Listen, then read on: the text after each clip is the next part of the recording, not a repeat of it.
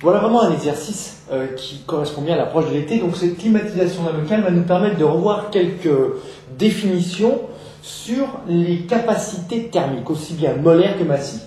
Les relations de Mayer, voilà, gamma égale le rapport de CPM, capacité thermique molaire à pression constante, divisé par capacité thermique molaire à volume constant. Et puis R égale CPM moins CVM. Alors, quelle est la relation entre ces capacités thermiques molaires et capacités thermiques massiques?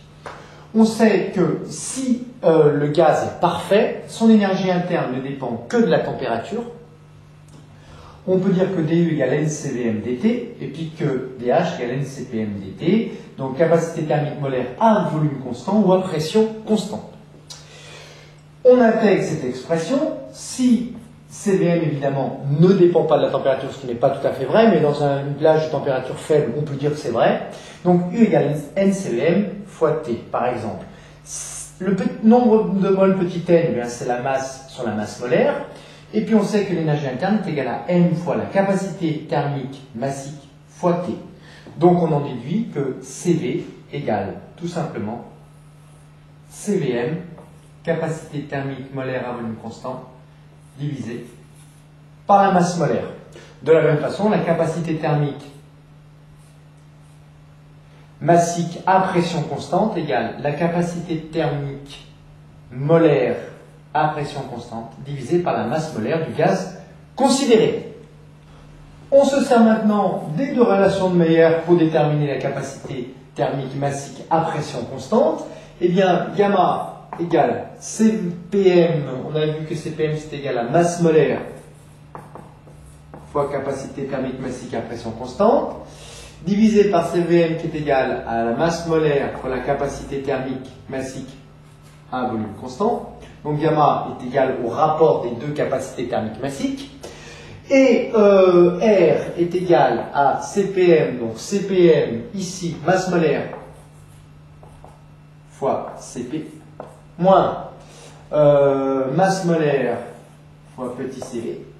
Autrement dit, R est égal à la masse molaire, facteur de CP moins CV. Ce qui nous donne la chose suivante, CV égale CP sur gamma, on réinjecte, R est égal à la masse molaire fois CP moins CV qui est égal à CP sur gamma. Alors on peut mettre tout ça sur le même dénominateur, gamma, donc CP sur gamma, ça fait gamma ici. Ça nous donne masse molaire fois CP, facteur de gamma moins 1 sur gamma. Autrement dit, capacité thermique massique égale gamma R divisé par masse molaire fois gamma moins 1. On passe à l'application numérique. Alors attention, pour l'application numérique, gamma c'est 5 tiers, R égale 8,32. La masse molaire, entre parenthèses, R égale 8,32 quoi? Eh bien, joule mol moins 1 Kelvin moins 1, puisque R a la même unité que les capacités thermiques molaires. Donc CP égale 5200 joules.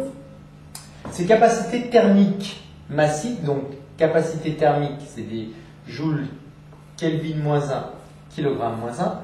Alors, qu'est-ce que ça signifie tout simplement? Ça signifie que pour élever de 1 degré Kelvin 1 kg d'hélium, il faudrait une énergie de 5200 joules.